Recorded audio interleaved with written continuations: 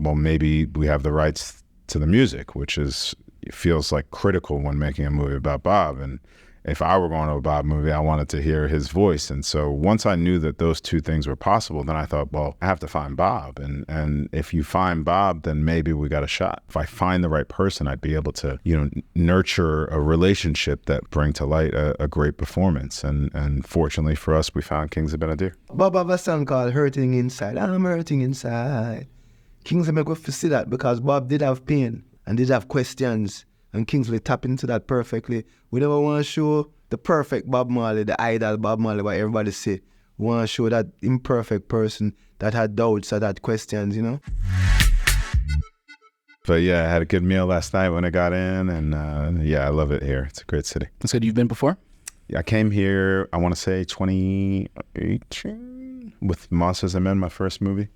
Drake was an EP on it, so yeah. I had to come to Toronto to represent. Oh, of course, yeah. No, it's a great film. Yeah, and you look at the talent that's in that film now and seeing what they're doing now too. Yeah. That was such a big springboard for them as well. Absolutely. Right? I mean, yeah, Kelvin Harrison Jr., Anthony Ramos, John David Washington, Shantae Adams, Carabono. Yeah, just an amazing cast. I love them. Reinaldo, I'm just so grateful for you sharing your time with us on the Movie Podcast today. We had the pleasure of watching your film yesterday, and I mean, you think of legends in music, and you think of the iconography of someone like Bob Marley. I think is a figure that no matter what generation you're coming from, you know who he is, what he looks like, which isn't something a lot of artists have, right? What's your level of intimidation coming into a project like this?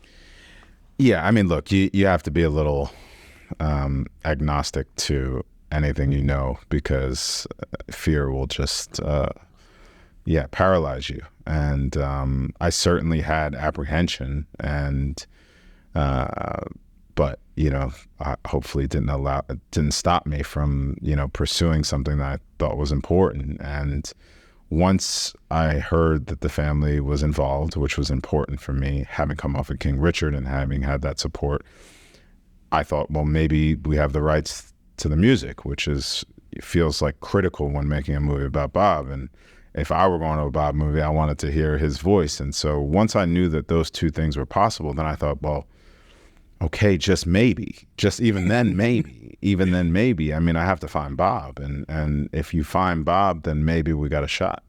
And that was really the process for me. It was like, all right, I had a few fail safes. It was like, well, we either have the rights or we don't have the rights. Oh, we do have the rights. That's huge.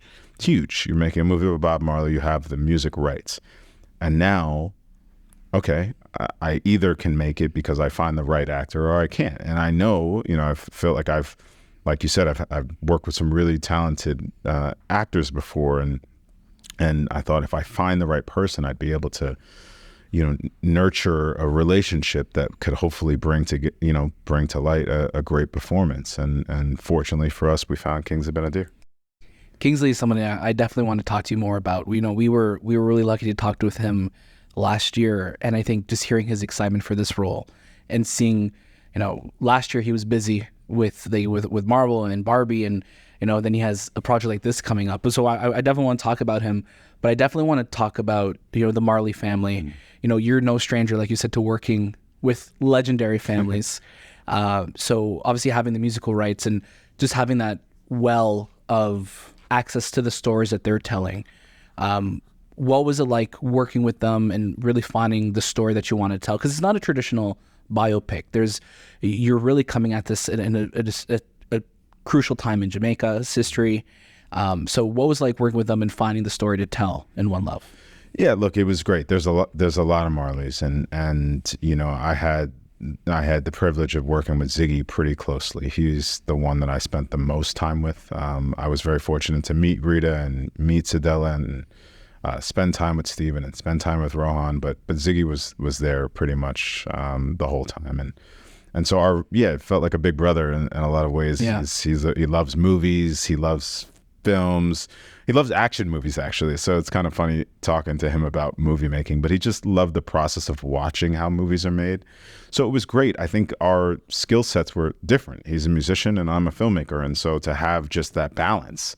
He speaks patois and I don't. It was just like having a fullback in football. I don't know what and maybe in hockey there's some other, I don't know what it is here in Toronto, but there's definitely like you have a wingman, you have somebody that's helpful in ways that you speaks a language that you don't. Right. You guys are still speaking movie.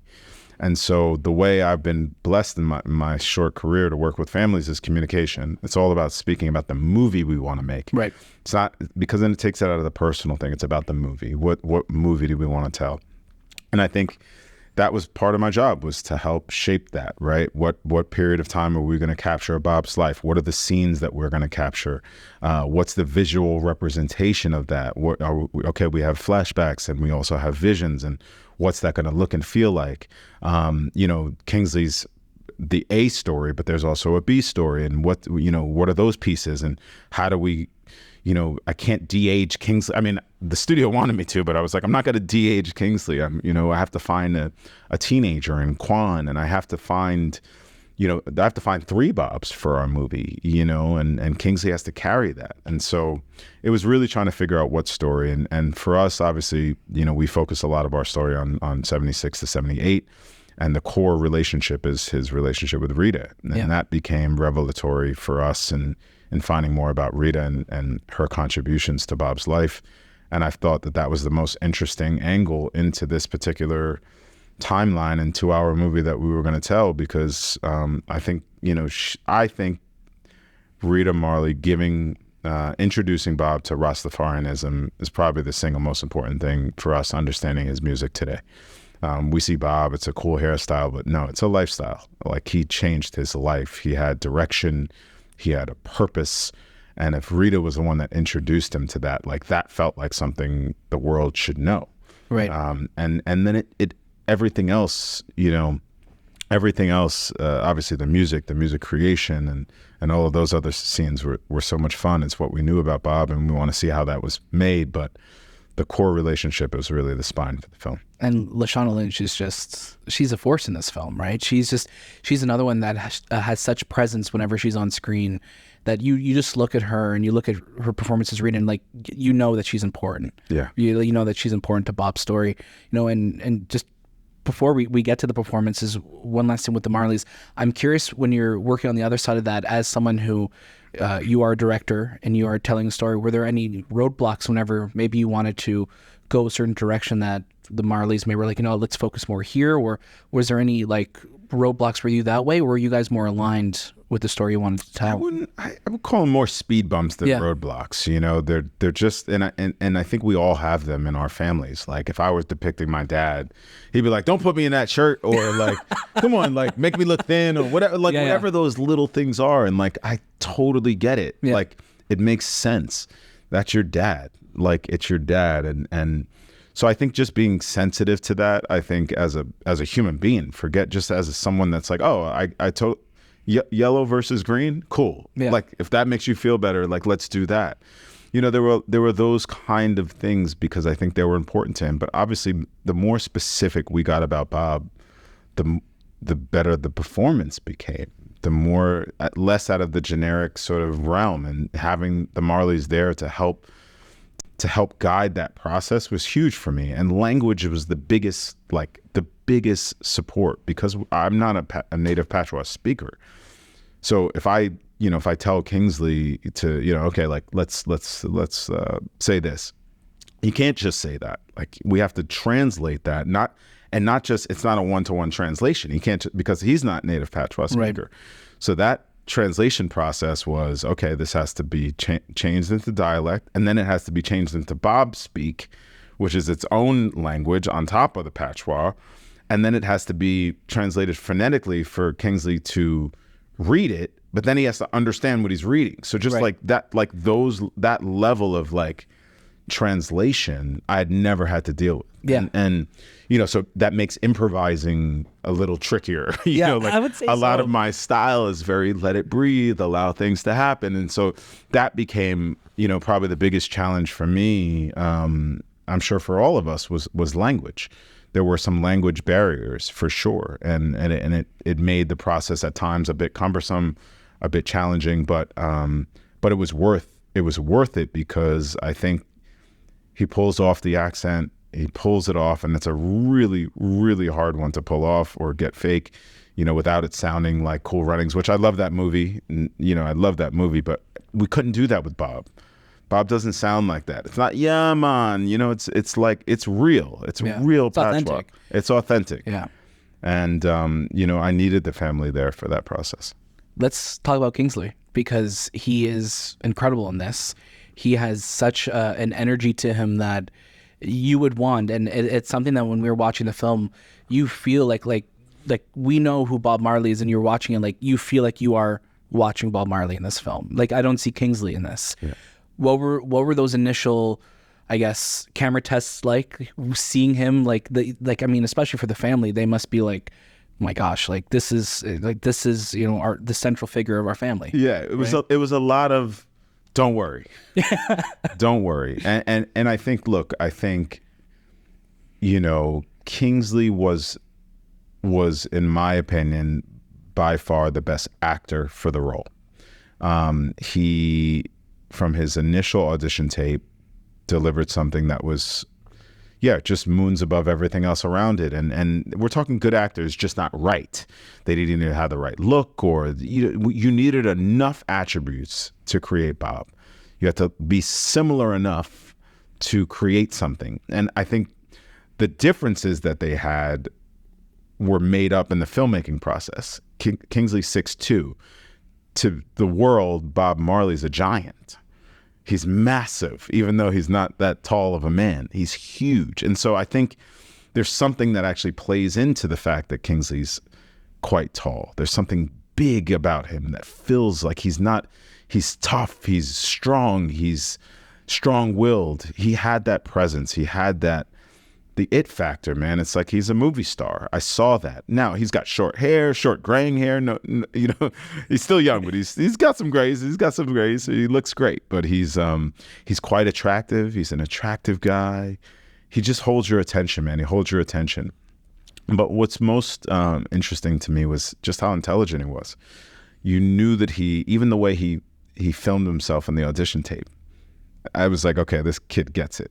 3/4, low angle, low profile. Most people, they're 3 different sizes and they're running around, and his was very confident. And I knew from there I had the building blocks to that there was hope. There was hope from that tape. He's incredible. As like we were talking about with Shauna Lynch, I want to talk to you about the Exodus. The sequence when we introduced the album of Exodus. Some of the most iconic songs coming from that album, and really when we get to that moment in the film, it's almost like you're just like, okay, here we go, what we're building towards, right? I just got to know what was it like shooting those jam sessions, because those must have just been such fun days on set. And do you have a favorite moment that you got to be part of while making this film? Yeah, I mean, fortunately for us, and I knew this going in, was I actually needed real musicians other than Bob. Yeah. And so everybody else, Naomi Cowan and Anna, the I3s, they're all musicians. Lashana sings. She's a musician. And so Family Man Barrett, played by Aston, his son, musician. Junior Marvin, musician. And so we had real jam sessions. They're not fake. And then we can put our actor who's acting into a real situation. That's part of the movie magic. When people ask about performance, it's not one thing. There's a million tricks. All right, he's not giving it to me this way. I got to go get it this way. There's a million tricks. It's about support. Even if you have Michael Jordan, which is really true of him in this movie, Michael can't score 100 points by himself. He needs Scottie Pippen. He needs Dennis Rodman. And it's creating that team environment, that team sport for him to be able to succeed. And sometimes that's with a prop. Put the basketball in the scene and see what happens. Put the guitar there. Let's see if he picks it up. There's so many different ways to essentially trick your actors into performance. And then obviously through conversation, through stories, through storytelling. We're shooting at a sequence so much of the time. And it's about reminding them where they are in place and time. Oh, we're coming out of a flashback. I need you to look here. because sometimes that can feel artificial. Well, why do you want me to stare at this magazine? I don't understand. It's like, well, it's because, it's getting them to understand the movie that we're telling, the movie, because the performance is only as good as the movie that you're making. And I think that's part of the job of directing is creating an environment for those scenes to feel real, to feel lived in. I want it to feel like a fly on the wall when I watch, what is it, the Beatles' Hard Day, whatever that doc is, or, what's that movie with the Beach Boys? I felt like I was a fly on the wall. I was in those spaces, and I just wanted to feel like that when we were in those jam sessions. I love that. Now, really quickly, last question. Younger generation's going to go and watching this film. What are you hoping they take away from it? It'll be everything for everybody. Look, the music is amazing. I didn't write that. I wish I did. Because it was the backbone to our film. I hope they take away the unity, man. The unity, coming together as a people, looking out for each other. We're all brothers and sisters, man. We have to look out for one another. We've got to look out for the planet. As woo-woo as that may sound, it's like, man, it's important. It's important to care about what you're doing. It's important to care about the person next to you. And Bob sang for all of us. So hopefully people feel inspired, and if everybody does their part, the world will certainly be a better place. Definitely, the message carries on. Reinaldo, thank you so much for your time. Thank you, man. So all right, so grateful. Appreciate it. Thank you, Ziggy, so much for joining us today on the Movie Podcast. And congratulations on the film, by the way. It must make you so proud to have your father and your family's legacy displayed so beautifully. Yeah, and even more important to us is the message. That's what I'm really proud of, that the message is in this movie for the world.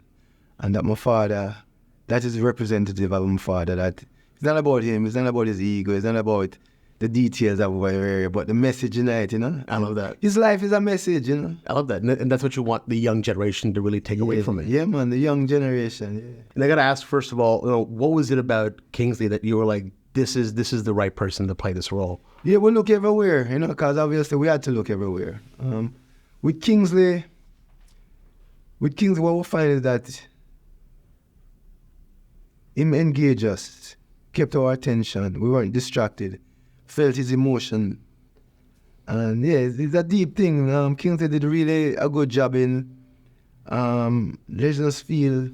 Bob have a song called Hurting Inside. I'm hurting inside. Kingsley make us see that because Bob did have pain. Yeah. This was a very tumultuous time for him. This period of time we explore, a life-changing time. And he did have pain, he did have sorrow, and did have questions. And Kingsley tapped into that perfectly. We never want to show the perfect Bob Marley, the idol Bob Marley, what everybody say. We want to show that imperfect person that had doubts, that had questions, So what was the most important part about his performance that you really wanted to show on the screen? Like, what was the aspect of Bob's life that you were like, this needs to be shown? Well, it was different. It was all the aspects. It was his strength, his weaknesses, his humor, which I like. I like that the most, like the humorous stuff in the movie. That made me laugh. It really remind me a side of Bob what people don't really know. So we want to explore the different levels, his jealousy, his anger, his rage. All different things. Just like we have all different things inside of it, No, I totally agree with that. And his performance is so unique because he really blends into that character. We had a chance to talk to him earlier, and he talked about how, he really wants to pick roles that just challenge him and give him a different perspective. Yeah, this was challenging. Yeah, for sure. No, this is probably the hardest acting role in our history because Bob is such a unique, and the dialect and is a culture. It's a very difficult job. Yeah. And then he did him do good in it, so we have to take hats off to him for that, Yeah. And you had an opportunity to recreate so many amazing moments from Bob's life with him and the Wailers, just all these amazing songs you got to recreate. What was the best part of that, kind of witnessing it from your perspective now? The best part of it, well, for me, the whole thing really, because, all right, so I was there, every day behind the scenes, and with Never Garrick, and, sometimes Cilla would come through, Steve come through, my brother would do the music supervision and stuff like that. But for me, it's just, I'm a movie fan. I love movies. And tell the truth, for me, for being like behind the scenes and show a movie is made, are the most fabulous thing for me. You know what I say? It's like, I'm creative too, so to see creativity happening and to understand, this is how they make movies. So now when I watch a movie, I kind of watch it with a different perspective now. Right. So it was a great learning experience for me. And that's what it was, you know. That's amazing. Well, Ziggy, thank you so much again for joining us. Yeah, man. We can't wait to see you also back, hopefully in Spider-Verse or something, because Lenny is such a wicked character. I love the Spider-Verse. It was awesome. Good. Yeah, man. Thank you so much. Thank you, brother. Thank you. That was a good movie.